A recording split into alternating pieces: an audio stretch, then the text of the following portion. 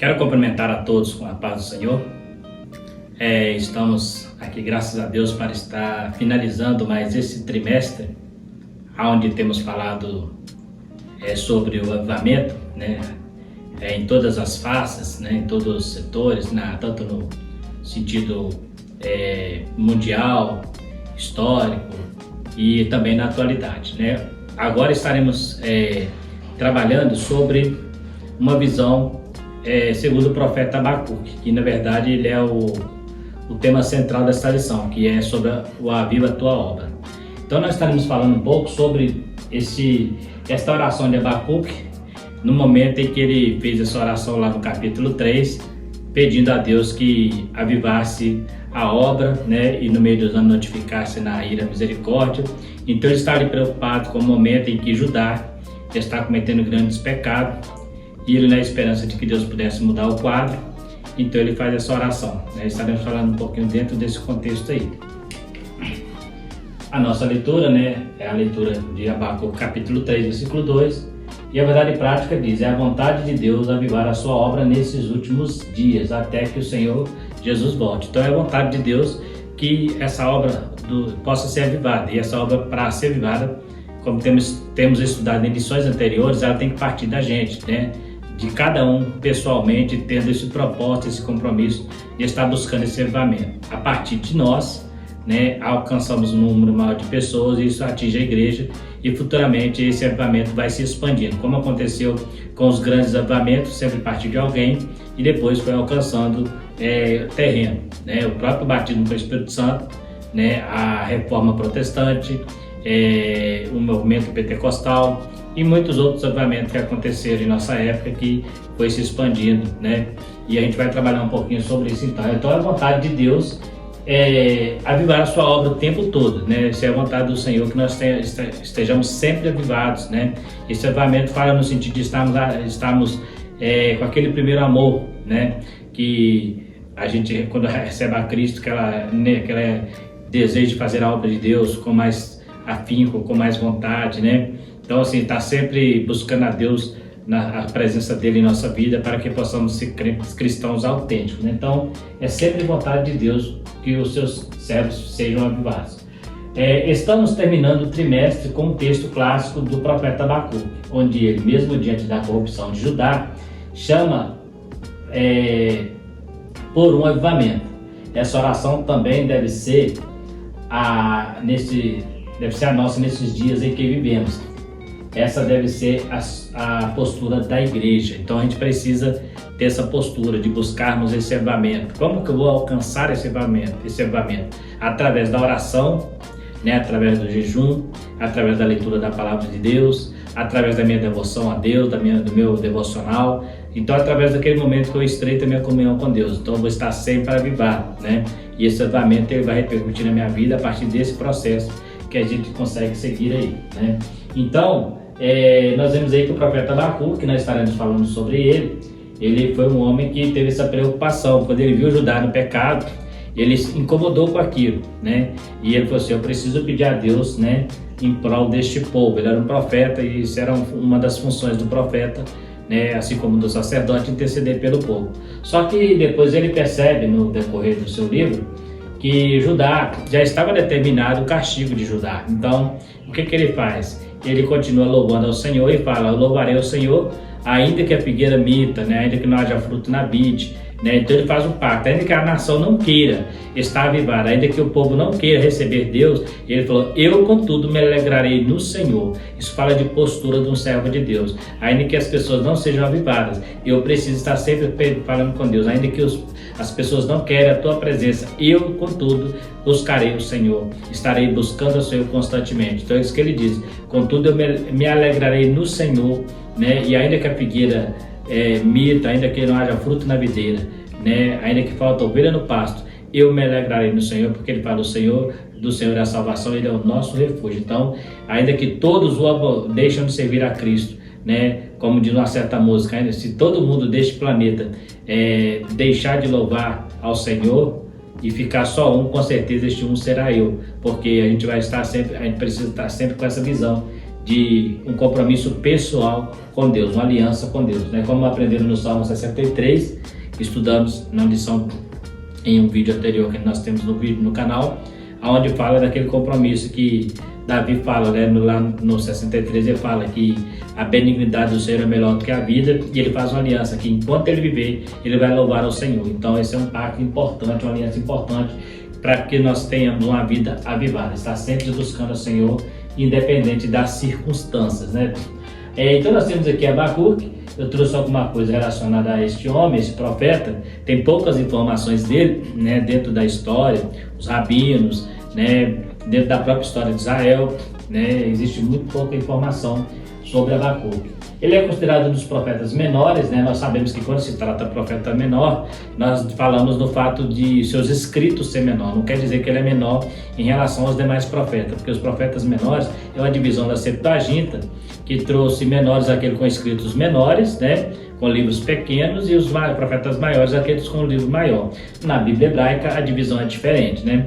Então ele faz parte dos profetas, né? Que seria ali os escritos, né? Os Nevi, melhor dizendo, né? Então a gente vê ali que tem pouca informação sobre ele. Não temos muita informação sobre este profeta, ao que parece fazia parte do grupo de cantores do templo. Por isso, possa ser que ele era um levita. No versículo capítulo 5 fala que ele é um cantor, né? E o louvor dele ali é um cântico litúrgico. Então era um trabalho que era feito por levitas, pelos cantores, a turma de Asaf. Então é bem provável que ele fosse da tribo de Levi, pelo fato de esse versículo dizer, né, que era uma música para o cantor, né? Você vai encontrar essa referência lá no capítulo 1, no versículo 5. Ele profetiza contra Judá e fala sobre os caldeus que iam invadir a terra de Judá. Por outro lado, ele questiona Deus usar os caldeus para castigar Judá, um povo muito mais corrupto. É interessante a observação de Abacuque, porque ele sabia que Judá estava em pecado, mas ele sabia também que Judá era povo de Deus. Ele sabia que mesmo estando em pecado, era o povo escolhido.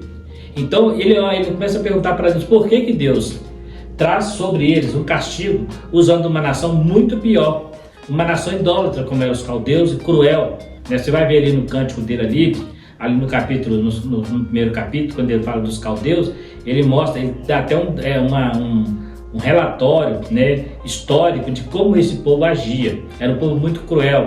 Então ele pergunta para Deus, como pode? O Senhor está punindo uma nação que é escolhida, usando uma nação que não é escolhida, que é idólatra, que comete muito mais pecado, né? É evidente que Deus, ele não ia deixar os caldeus sem a punição. Só que naquele momento ele estava tratando com Israel. Então os caldeus eram outro contexto, era outro momento, né? Porque Deus não vai deixar ninguém impune. Os caldeus, inclusive, depois de Jeremias, ele fala que eles também seriam cobrados pela crueldade com que eles subjugavam. Tanto é que quando você vai estudar a sucessão de reinos, eles são dominados depois, né, por Alexandre, pelos gregos, né, pela média persa, e são dominados ali, aquela sucessão de reinos que a gente conhece ali, né? Ele é dominado pela média persa, depois vem a Grécia, depois vem Roma, aquela sucessão de reinos. Então eles estão também castigados. É interessante que quando fala essa sucessão de reinos, todos eram nações idólatras, né? Mas existe um processo escatológico ali, né? E no final vai aparecer uma grande nação, que é a nação de Israel, que vai estar sob o domínio de todos os povos, numa profecia messiânica onde Cristo estará reinando. Mas até então Deus estava tratando com Judá, porque Judá estava cometendo pecados e eles achavam que estava normal, né? Nós estudamos sobre isso lá em Ezequiel. Eles achavam que Deus estava no meio deles. Eles tinham consciência de que Deus estava no meio deles, mesmo estando cometendo pecado. É aquele negócio das pessoas falar assim: ah, Deus é misericordioso, Ele não vai me abandonar mesmo que eu seja pecador. Realmente, enquanto vivemos o tempo da graça, Jesus não abandona ninguém, mas vai chegar um dia em que vai virar as costas para a humanidade, e aí não haverá mais como clamar por misericórdia. Então, enquanto a graça está aberta, a porta da graça, a misericórdia de Deus está imperando, mas vai chegar um dia em que o juízo de Deus será julgado sobre as nações, e aí não haverá mais misericórdia, será sentença mesmo.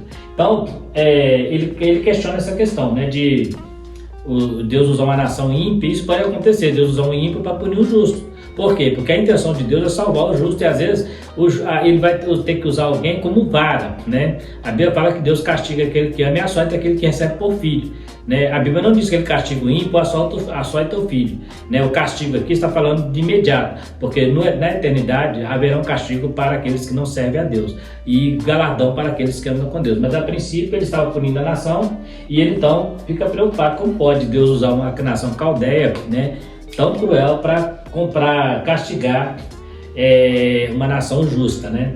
Então nós vemos aqui a intercessão, o clamor pelo avivamento, a intercessão angustiada do profeta. Diante da corrupção de Judá e invasão dos caldeus, o profeta entra em um profundo clamor para Deus, para que Deus tivesse misericórdia do seu povo e os avivasse antes que fosse tarde demais. A incredulidade de Judá não permitia que ele se arrependesse de seus pecados. Olha que interessante. Mesmo ele sabendo que Judá estava em pecado, ao invés dele ficar jogando pedra, ele clamou a Deus para que Deus avivasse a nação. É interessante isso, porque ele não ficou questionando, ele não ficou jogando pedra na nação, falando que eles eram pecadores, que eles tinham que morrer mesmo, que eles tinham que ser castigados. Não, pelo contrário, como um grande líder, um grande homem, um grande coração que ele tinha, ele começou a pedir a Deus que avivasse a nação, ao invés de mandar castigo, né? Mas só que é interessante que o avivamento, não adianta eu orar para um avivamento quando aquelas pessoas não querem ser avivadas. Não adianta eu buscar o avivamento se a nação não quer ser avivada. É igual eu falar que vou orar pelo Brasil, mas o Brasil é um país idólatra, então ele tem que se converter da idolatria. Mas se não partir do Brasil, eu não consigo fazer nada. Minha oração não vai ter efeito. Por quê? Eu preciso orar para alguém que vai abrir o coração. Então o que aconteceu com Judá? Não adianta, depois que a mente cauterizou, eles não entendiam que estava errado. Eles achavam que ia ser normal, que é igual lá em Malaquias, quando oferece coisa, oferecia coisa sobre o altar, animais com defeito, que era proibido pela lei, eles diziam que não fazia mal algum, né? E daí fala, oferece ao teu príncipe, vê se terá agrado de ti. Então quando a pessoa chega nesse ponto de achar que o pecado já não incomoda mais, aquele pecado que antigamente era uma ferida, era uma lepra, agora virou a parte integrante do corpo daquela pessoa, né? Ele passou a fazer parte daquilo ali, a pessoa acostumou com ele, já consegue conviver com ele, fica mais difícil ter o avivamento. Então, mas ele mesmo assim, ele não perdia a esperança, ele clamava para que Deus avivasse aquele povo. Só que infelizmente o povo não abriu o coração e o que estava para acontecer, o iminente castigo, veio sobre eles, que é o cativeiro, né? Que nós já estudamos sobre esse cativeiro. Então, eu posso estar orando para alguém, mas antes de eu orar, por isso que é importante que Abacuque, para ele entender, você teve que consultar ao Senhor, porque a palavra de Deus é que nos ensina o caminho que precisamos tomar. Ele só entendeu a palavra quando você ouvia a tua palavra e temia. O povo de Judá não estava ouvindo a palavra de Deus. Se não ouve a palavra, não há como ter avivamento. Então, se não ouve a palavra, não há como a pessoa se arrepender. Se não ouvir a palavra, não há como a pessoa se converter. Então, o principal é ouvir a palavra, porque a partir do ouvir a palavra é que vem o temor. Olha o que Abacuque diz: ouvi a tua palavra e temi. Então, quando ele ouviu, ele temeu. Então, é importante que a palavra, ele é o ponto principal. Inclusive, esse profeta, o profeta Abacuque, há uma passagem que a Reforma usa, que é o textuário da Reforma, que é o justo verá da fé, que é citado em Romanos, é exatamente pegado aqui do livro de Abacuque. O apóstolo Paulo, quando cita essa referência, ele se refere ao livro de Abacuque, onde fala que o justo viverá da fé. Então você vê que ele estava buscando avivamento aqui, e Paulo fala aos romanos sobre esse justo viverá da fé, e esta mesma referência foi usada por Lutero para trazer uma reforma na igreja. Então você vê que tudo é pela palavra, não tem como ter avivamento se não for através da palavra de Deus, né? E palavra com temor, que não adianta também eu ouvir e não temer, né? Ele fala que ele ouviu e temeu. A aparente indiferença de Deus. É interessante isso aqui, porque por que é aparente? Porque quando você olha para o mundo tão pecaminoso que vivemos hoje, as pessoas fazendo atrocidades, parece que Deus está inerte, parece que Deus não está nem aí, né? Mas a gente vai entender aqui nesse texto que isso não é verdade. Na verdade, a longanimidade de Deus não traz a punição imediata contra o pecado, mas chegará um dia em que Deus trará juízo todo o homem. Nesse dia entrará o juízo de Deus e não haverá lugar para misericórdia. Deus não está indiferente ante ao pecado da humanidade, só está sendo longânimo. Então, presta atenção. O que vai acontecer, que o homem semeia, ele vai colher. O que o homem semeia vai ceifar. O que Deus está fazendo é dando tempo, dando oportunidade e dando tempo para a pessoa se arrepender. A longanimidade de Deus impede que sua justiça atue sobre a humanidade com a punição do castigo. Mas vai chegar um tempo em que essa longanimidade vai acabar. Aí vai entrar a justiça de Deus. Então, quando você vê pessoas cometendo pecado, a gente fica assim, porque hoje nós temos um problema muito sério com o nosso sistema judiciário, que a pessoa comete crime e às vezes sai pela porta da frente nas delegacias e a gente vê as revoltas que as pessoas têm. Nossa, foi injustiça, fez tanta crueldade, mas por falta de provas, né, por falta de constatação ali, não ficou preso, você fica revoltado. Aí, mas imagina, quando você comete pecado, você está fazendo coisa errada, Deus poderia pensar a mesma coisa, contudo ele tem dado oportunidade. Aí você vê as pessoas cometendo pecado, fazendo um monte de coisa e está vivendo como se nada tivesse acontecido, né? E Asaf, ele começou a perceber isso quando ele fala assim, que em vão tenho lavado as minhas mãos na inocência, porque eu padeço necessidade e o ímpio prospera em seu caminho. Mas quando ele entra no templo, ele percebeu que o caminho do ímpio, mesmo que ele suba nas alturas, é escorregadio, mas o do servo de Deus é sólido. Então, Deus não está indiferente à humanidade. Vai chegar um tempo em que ele vai cobrar, mas o tempo não chegou ainda. Então, enquanto o tempo não chegou, há a oportunidade de nos arrependermos, há a oportunidade de buscar ao Senhor, há a oportunidade de abrir meu coração para o Senhor, né? Esse é o problema que muita gente não está entendendo. Deus não está indiferente, Ele está dando tempo, mas o tempo vai acabar, né? Então, enquanto não acaba, devemos buscar esse avivamento em nossa vida, né? Então é a aparente diferença. Deus não está indiferente, não. A resposta pronta de Deus. A resposta da oração do profeta veio de forma diferente da que ele esperava. Deus traz uma nação para castigar os pecados de Judá. Os caldeus se refere à parte sul da Babilônia. Ainda não era a Babilônia totalmente completa como império. Estava começando ali a crescer. Nós temos ali a batalha de Carquemis, onde eles dominam o Egito, né? Tem uma batalha muito forte, estava começando a crescer como império. Era a parte sul, que era a Caldeia. Estava em expansão e estava varrendo as nações inimigas, trazendo uma grande devastação e as escravizando-as. Então, assim, esse povo, eles chegavam na cidade, era como gafanhotos, eles chegavam a destruir tudo, né? E subjugavam as pessoas. Fizeram isso com Judá, fizeram isso com o templo, né? Destruíram o templo, né? Então, eles tinham essa questão de atacar aqueles lugares mais sagrados para mostrar a soberania deles. Era um povo muito cruel e estava em expansão. E Judá estava no caminho para receber também essa invasão, né? E que foi levada em algumas levas. Estudamos isso no trimestre passado sobre o livro de Ezequiel, onde eles foram levados pelo menos em 3 ou 4 levas, né, para Babilônia.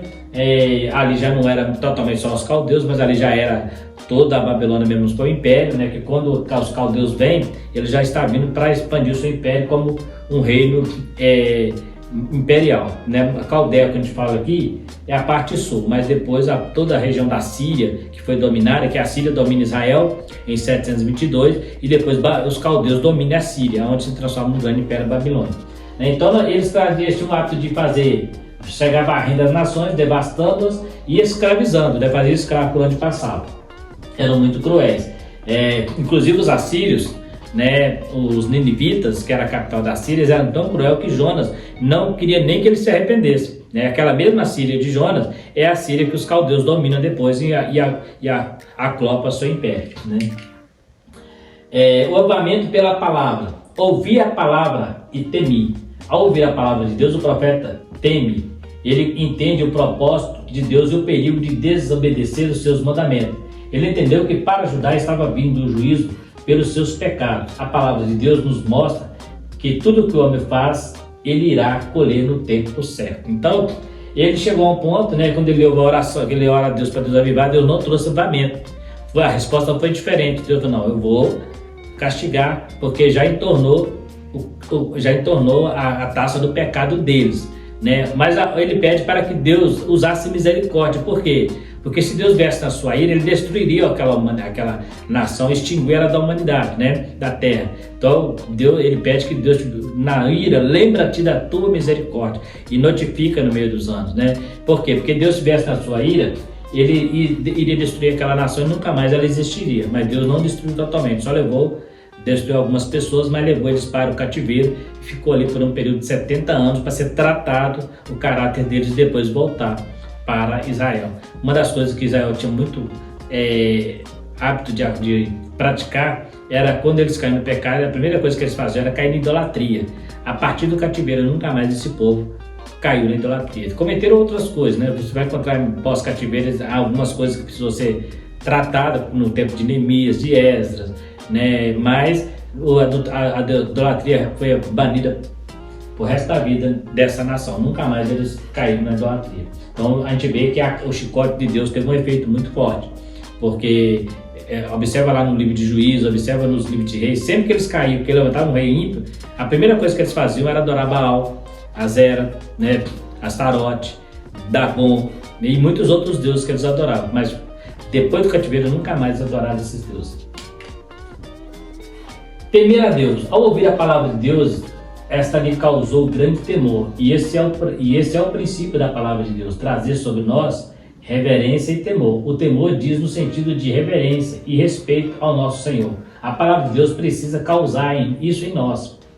Precisamos ler a Bíblia com o coração bem aberto para que possamos ser impactados por ela. É ela que nos mantém avivados. Então, é interessante que ele fala assim, quando eu vi ali a Bíblia, eu temi, né? Quando eu vi a palavra, temi. Então, a palavra de Deus, ela tem que causar esse impacto. Quando você está lendo ela, que ela te confronta, né? Aí você tem que ter temor. Esse temor vem no sentido de reverência, de respeito, de baixar a guarda, entender que Deus está no controle, que Ele tem princípios que precisam ser obedecidos. Então é nesse sentido de reverência. E ela precisa causar esse impacto em nós, né? Como diz Jonas Edward, eu tenho que ler a Bíblia contra nós, né? Eu preciso estar ali na Bíblia e deixar que ela me confronte todos os dias, mostrando onde eu preciso melhorar. Então ela tem que impactar. E só através desse impacto da Bíblia na minha vida é que eu vou conseguir manter uma vida avivada com Deus, né? O clamor pelo avivamento. A partir do entendimento da palavra, o profeta ora a Deus por um avivamento. Ele traz então uma oração em forma de canção, onde ele entende que Deus está sempre no controle. No tempo certo ele agirá. Faz também um propósito de permanecer fiel a qualquer circunstância. Então, quando ele percebe que não tinha como avivar o povo, né?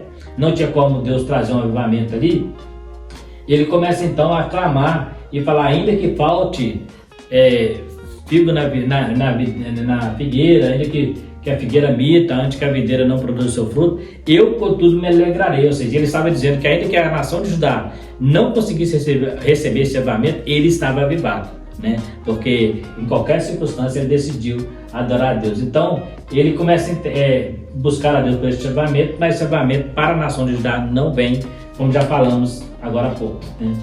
É avivamento e questão de vida. Clamou pela misericórdia de Deus. Então observa, como ele clamou pelo avivamento, o avivamento não veio, ele clama pela misericórdia, né?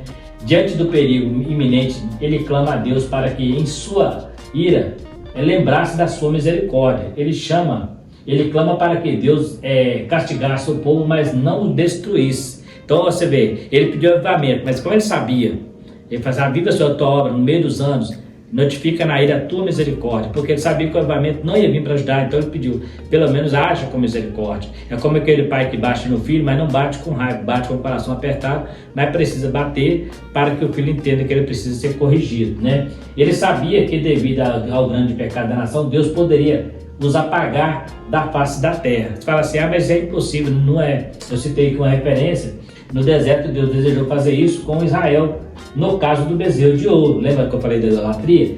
Aqui ele já caiu da idolatria lá no deserto. Êxodo 32:10, Deus fala, deixa eu matar esse povo, Moisés, e fazer de ti uma grande nação, que esse povo é obstinado de coração, né? Então Moisés estava recebendo as tábuas da lei e demorou muito tempo para chegar, 40 dias para ser exato, e eles pegou e fizeram um bezerro de ouro e falou que esse bezerro que tirou eles do Egito. Esse bezerro era uma cópia do boi ápis lá da idolatria do Egito. Então eles falam assim, eles saíram do Egito por causa da idolatria, depois eles falam que o Deus dos egípcios tirou eles lá do Egito. Então Deus ficou tão irado que ele ia agir com justiça. Aí Moisés, fazendo o mesmo papel de Abacuque, pede a Deus misericórdia e fala, Senhor, como ficará o teu nome? Vão dizer as nações que tu tiraste da terra, mas não conseguiu colocar em Canaã, né? Então, pela honra do nome de Deus, Deus não os destrói, mas ele promete que eles não entrariam em Canaã, somente a descendência dele. Mas você vê aqui que Deus então desejou destruir o povo por causa da idolatria, né?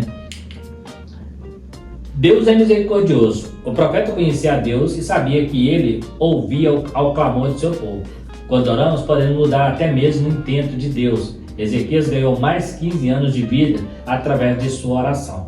Então a nossa lição, por exemplo, ela cita o caso de Davi, que quando Deus deu para ele as opções de cair na mão dos inimigos, 7 anos de fome, 3 meses de pestes, né?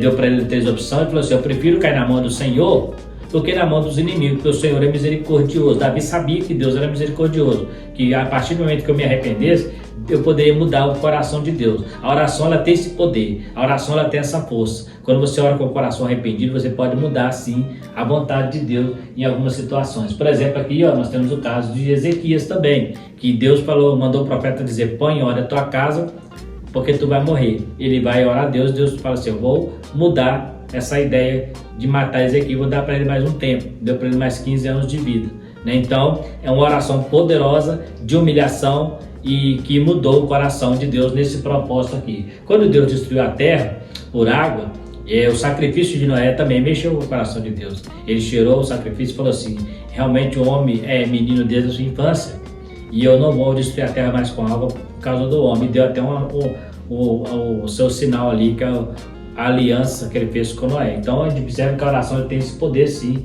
de mudar a vontade de Deus. Não toda a vontade de Deus, a vontade de Deus ela é absoluta, mas algumas coisas dentro da vontade de Deus, a oração existe para isso, né? Para a gente poder pedir a Deus tem um intento e você ora a Deus e Deus pode mudar aquilo ali, né? Clamemos a Deus. A igreja está inserida em um mundo depravado espiritual e moralmente. E muitos, por não temer a palavra de Deus, têm se deixado influenciar por falsos ensinamentos através de uma teologia inclusiva. Essa teologia, ela tem sido um desastre no meio da igreja. Por quê? O que é teologia inclusiva?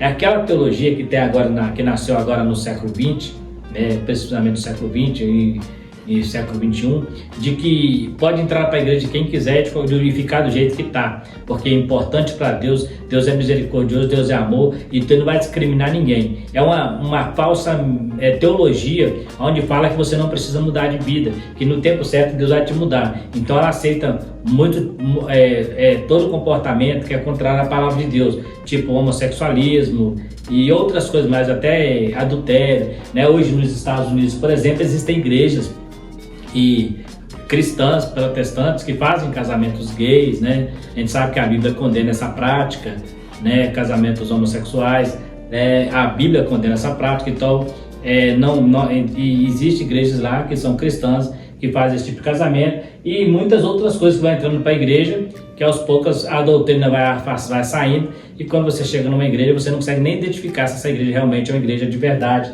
Por quê? Porque ela tem uma teologia inclusiva, ou seja, a pessoa vem do jeito que está e fica ali, né? Existe, por exemplo, hoje, né, não vou entrar no mérito aqui, mas existem pastores que praticam a arte da maçonaria e continuam sendo pastor, e aí tenta justificar isso aí. E assim existem muitos outros casos que poderemos observar aí, né? E lá eles falam que tudo é permitido em nome de Deus, né? Temos um caso da internet de um pastor um dia, para tentar colocar uma teologia inclusiva na sua igreja, chegou a dizer que a Bíblia é ultrapassada, né? Que a Bíblia tem que ser reescrita, né? Pelo menos 2 pastores falaram isso, pastores da mídia, né? A Bíblia, porque a Bíblia tem 2000 anos, só que eles esquecem que a Bíblia é a mente de Deus, e Deus não envelhece, Deus é eterno. Então tudo que Deus falou no livro de Gênesis e Apocalipse está como se fosse hoje para os dias dele. O Pedro falou que para o Senhor um dia é como 1000 anos.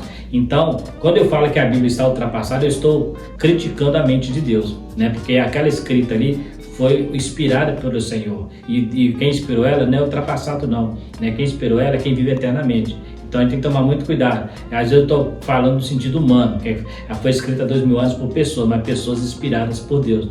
Então, por que as pessoas fazem isso? Desacreditar a Bíblia na sua inteira. Porque ao desacreditar a Bíblia, eu posso colocar heresias, né? Nós temos o hábito de dizer que a Bíblia é a mãe das heresias. Por quê? Um versículo mal interpretado, um texto fora do contexto, uma hermenêutica favorável à inclusão de qualquer pessoa, tudo isso pode levar as pessoas a trazer uma doutrina que não é bíblica e confundir a cabeça das pessoas. Nos tempos do cativeiro de Judá, eles cometiam seus pecados e diziam que Deus estava no meio deles. Precisamos nos posicionar com a proclamação genuína da palavra de Deus. Então, uma das coisas que tem faltado hoje muito nas igrejas é pregar contra o pecado, né? Nós precisamos pregar contra o pecado, porque o pecado é que impede o homem de chegar a Deus, o pecado é que vai impedir o homem de ir para o céu. Se eu ensinar para a pessoa que ele pode continuar no seu pecado, que Deus é só bênção, que Deus não é juízo, eu estou condenando essa pessoa ao inferno.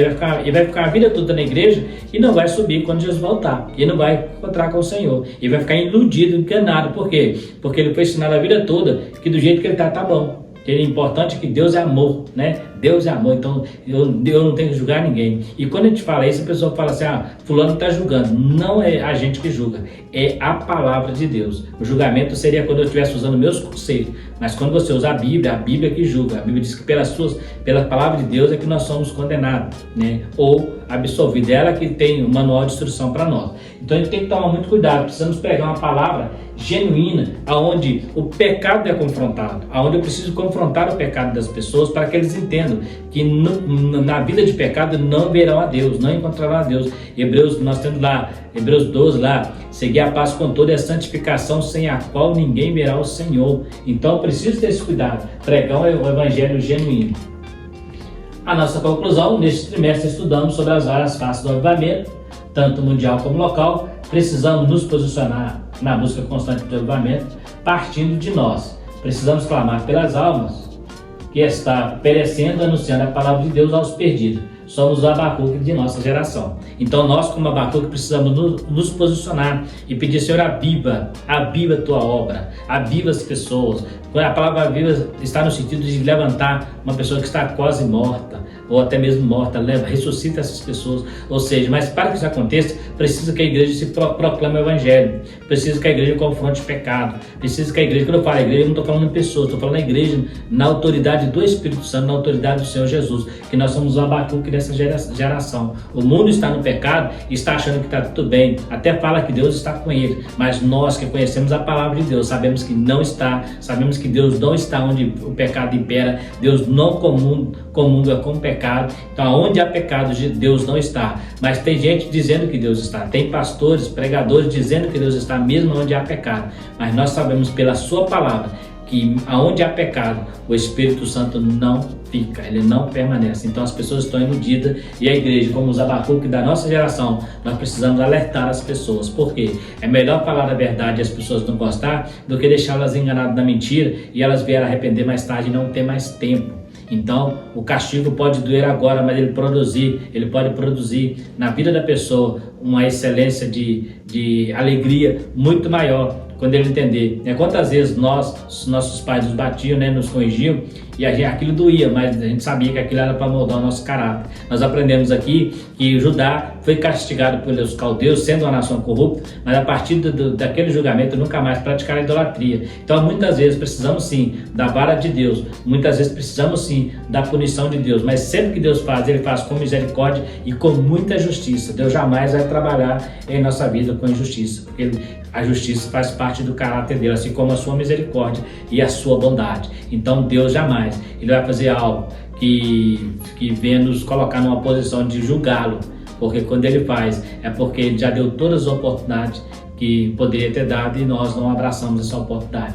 Então nós precisamos ser esses Abacuque, pregar esse avivamento enquanto é dia, pregar na igreja, pregar na casa, no nosso lar, aonde estivermos, mostrando que somos avivados como Abacuque, ainda que falte ovelha no pasto, ainda que falte fruta na videira, nós nos alegraremos no Senhor. E enquanto podemos fazer isso, podemos também alertar as pessoas lá para que tomem essa nova decisão, essa decisão de estar seguindo o caminho. Não só pessoas que não são cristãs, mas pessoas também que estão na igreja, que não estão entendendo o processo do Evangelho, como é que funcionam os princípios da palavra de Deus. Então, isso tudo vai acontecer a partir de quê? A partir de ouvir a palavra e criar temor. Tem gente banalizando a Bíblia, não tem temor algum pela Bíblia, mas as pessoas precisam acreditar, precisam temer ao que está escrito ali. Foi isso que fez com que o Josias ele fizesse uma grande reforma. Nós estudamos sobre isso. Quando ele leu lá e ele viu que existia um castigo para a nação que não obedecesse a Deus, então aquilo trouxe para ele um grande desespero e ele começou a fazer uma reforma muito grande. Não só ele, como Ezequias também.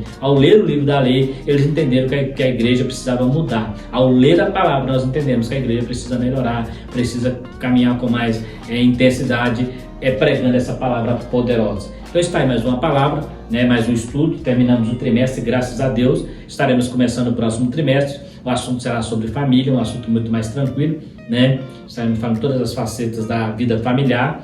E aí está, então, fechamos esse trimestre com essa lição maravilhosa falando sobre o avivamento, que ela possa ter mexido conosco, ter nos ajudado e ter nos mostrado a necessidade de estarmos sempre avivados. No mais, eu quero agradecer a oportunidade de poder estar mais uma vez junto com vocês aqui até este momento, nessa lição importante, tão gratificante para nós. Quero pedir a você que chegou até o final desse vídeo, que dê o seu like para nos ajudar, né? É só um joinha, a gente gosta de dizer, é só dar uma clicada ali, se você gostou. Se inscreva também, né, para estar nos ajudando na divulgação do canal. Compartilhe com quem você conhece, talvez a pessoa quer saber alguma coisa sobre esse assunto, é uma oportunidade de você estar compartilhando. E também faça comentários, se você achar que tem alguma coisa que deveria ser comentado, né, ou você quer dar a sua opinião sobre o assunto, tenha toda a liberdade, somos flexíveis, né, respeitamos opiniões, jamais eu vou ficar chateado se a sua opinião for divergente da minha, muito pelo contrário, nós somos diferentes e essa diferença nos faz ser uma comunidade. Então é importante entendermos que as nossas opiniões não são absolutas, o que é absoluto aqui é só a palavra de Deus, né? Ela sim, a palavra de Deus é absoluta, o demais não é não, então é preciso ter esse cuidado. Então eu quero agradecer a vocês, fiquem todos com Deus e até a próxima, se Deus quiser, e eu te aguardo no próximo trimestre, que estaremos falando sobre família. Deus abençoe a todos, em nome de Jesus.